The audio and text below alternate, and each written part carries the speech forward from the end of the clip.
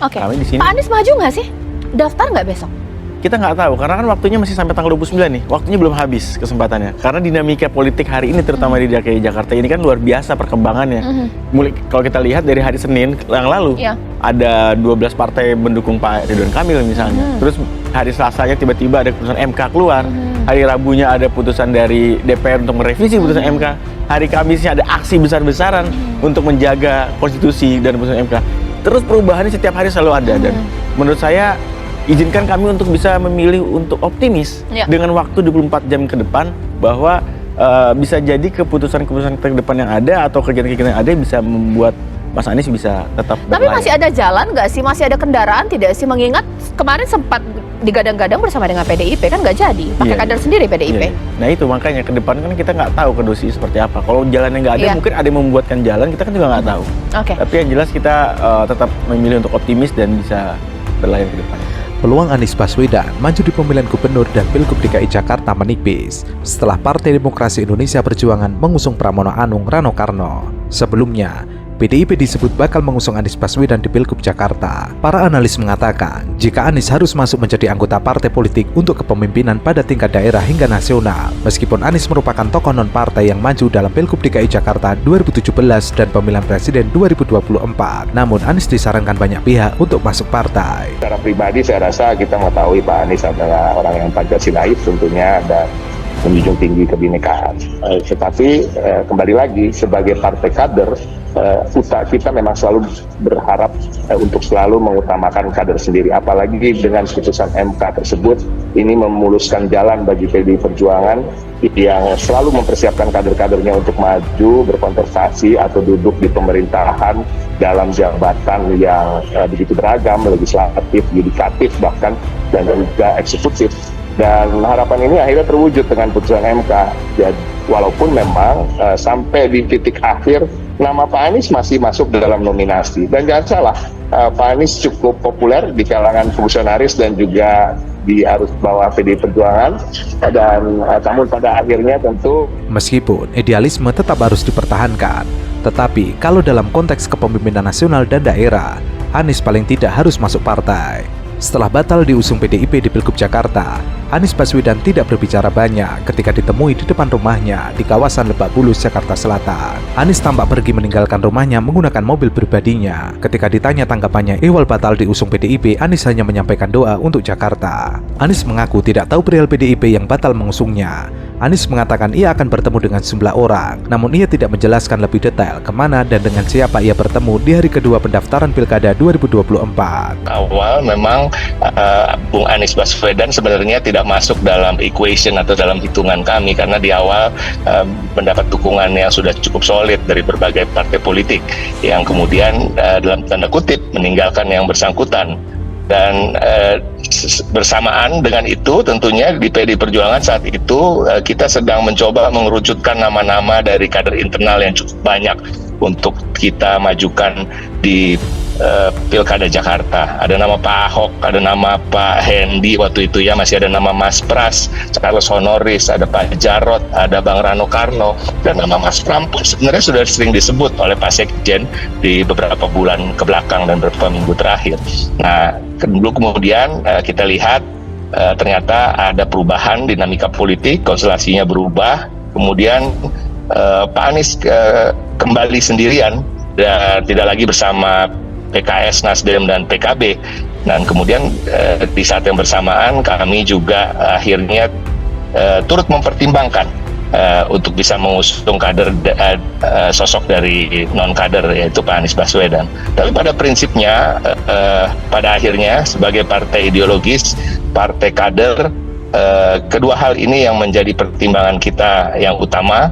Dan kita tidak mengatakan bahwa ada perbedaan yang tajam terkait soal ideologi dengan Pak Anies, sama sekali tidak. Kami mengetahui sosok Anies Baswedan, sosok independen yang mempunyai pemikiran yang menjunjung tinggi Pancasila maupun Bhinneka Tunggal Ika. Anies ini sebenarnya dalam banyak hal cukup sama dengan PDIP. Anies ini adalah alumni Amerika, dia adalah ilmuwan politik yang saat itu di generasinya cukup top. Anies ini adalah aktivis HMI yang kita tahu pemikirannya adalah sangat inklusif, toleran, dan saya kira sangat menjunjung tinggi semangat nasionalisme dan pluralisme, dan mantan rektor Paramadina. Jadi secara basically Anies ini adalah open minded dan dia cukup terbuka dengan siapapun. Jadi dalam konteks itu sebenarnya PDIP dan Anies itu tidak bisa dihadap-hadapkan. Yang membuat ramai itu karena dulu Anies itu dianggap kanan karena di situ ada PKS, ada 212. Per hari ini tak lagi ada 212, per hari ini tak ada PKS. Jadi Anies ini sudah ihdinas siratal mustaqim, sudah kembali ke jalan yang benar. Sudah berhasil ditarik ke tengah gitu. Betul, sehingga warna-warna yang disebut dengan puritan itu sudah tak ada lagi.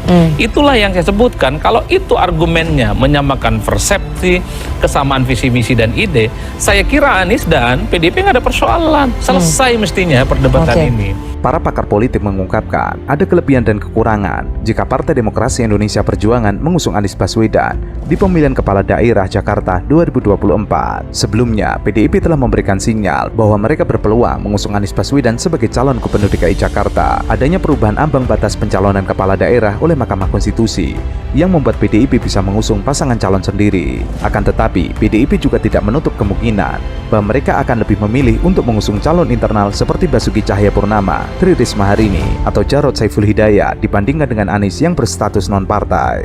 Justru saya melihat ada hal yang jauh lebih politis dibandingkan ini. Apa? Saya membaca ya bahwa kalau mengusung Anies Baswedan ini sebenarnya adalah pertaruhan yang penuh resiko bagi PDIP. Satu, secara ideologi partai, yang kedua dari segi kaderisasi ini tidak bagus karena memang PDIP di berbagai tempat yang penting memuliakan kadernya. Kalah menang di pilkada itu urusan bonus. Tapi kan Banten mengusungnya Bu Airin, bukan kader. Ya betul, tapi kan memang di Jakarta itu kan surplus nama-nama orang besar. Ada Ahok, ada Pramono, ada Andika dan seterusnya. Kalau di Banten memang harus diakui tak ada orang. Begitupun di Sumut tak ada orang.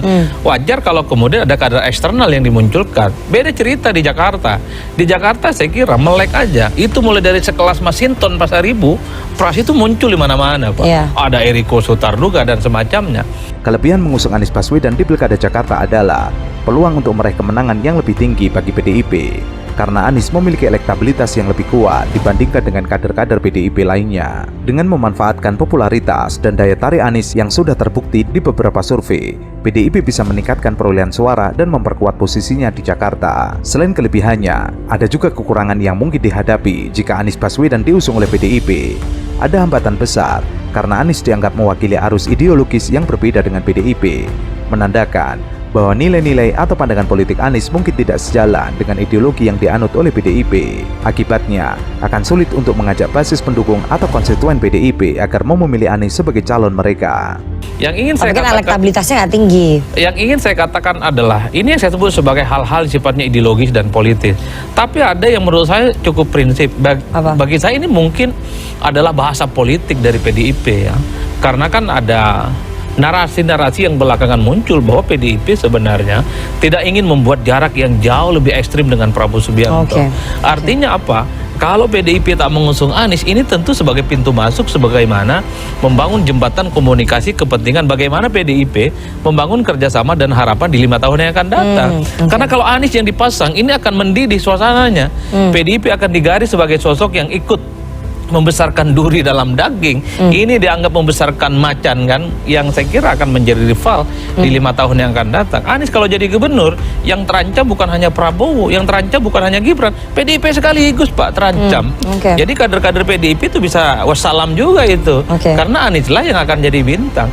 Pengumuman calon kepala daerah oleh PDIP, tidak ada nama Anies Baswedan yang sebelumnya digadang-gadang diusung maju di Pilgub DKI Jakarta. Apalagi Anies disebut sudah menggunakan baju merah dan berada di kantor PDIP. Ada 2 faktor yang bisa dilihat dari persoalan Anies dengan PDIP. Yang pertama, dilihat dari kalkulasi politik praktis. Yang kedua, dilihat dari alasan ideologis. Kalau melihat alasan politis, maka kemungkinan besar Anies yang akan diusung sebagai calon gubernur. Mengingat sekarang PDIP berhadapan dengan kekuasaan. Kalau alasannya adalah ideologis, Anies dipastikan berat akan diusung oleh PDIP karena sejauh ini ada jarak antara Anies dengan PDIP. Variabelnya diantaranya pernyataan Anies saat pertama kali dilantik sebagai gubernur Jakarta pada 2017 terkait pribumi. Apalagi belakangan pasca Anies tidak jadi diumumkan, muncul nama untuk mengusung kader sendiri seperti mantan sekjen PDIP yang kini menjadi sekretaris kabinet Pramono Anung. Bahkan survei Anies adalah yang tertinggi di Jakarta. PDIP biasanya tidak hanya melihat variabel elektabilitas, apalagi survei yang menempatkan Anies tertinggi itu dilakukan sebelum adanya perubahan konstelasi politik seperti sekarang. Profesor Dr. Mahfud MD waktu mau maju Pilpres 2019 beberapa jam sebelum diumumkan semua orang tahu Udah mau akad nikah kemudian ganti pasangan. batal. Oke. Bisa jadi ini kejadian, ini kejadian. Oke. Oleh karena itu kalau betul hari ini Mas Anies itu sudah ke DPP, PDIP dan gagal diumumkan, kok rasa-rasanya hilal Anies diusung oleh PDIP itu agak gelap gulita lah kira-kira begitu. Jadi hilalnya gelap gulita ya. Ya kalau ini dibatalkan, ini 2 hari lagi loh nak. Iya. Kapan Iya. lagi ini PDIP Oke. akan segera mengumumkan soal siapa kandidat mereka. Bahwa Seno tiap hari bilang ini persoalan tenis, nanti ada injury time, mungkin nanti ada yang disebut dengan extra time, soal pengumuman Jakarta, Jawa Tengah. Udahlah ini teknis-teknis saja sebenarnya. Oke. Kalau Ujungnya gelap gulita. betul, kalau iman politiknya cocok, secara politik sama-sama menguntungkan, malam ini aja deklarasi barang Iya, ya enggak? iya. Bisa deklarasi di Tugu Monas sana itu loh. Oke, bahkan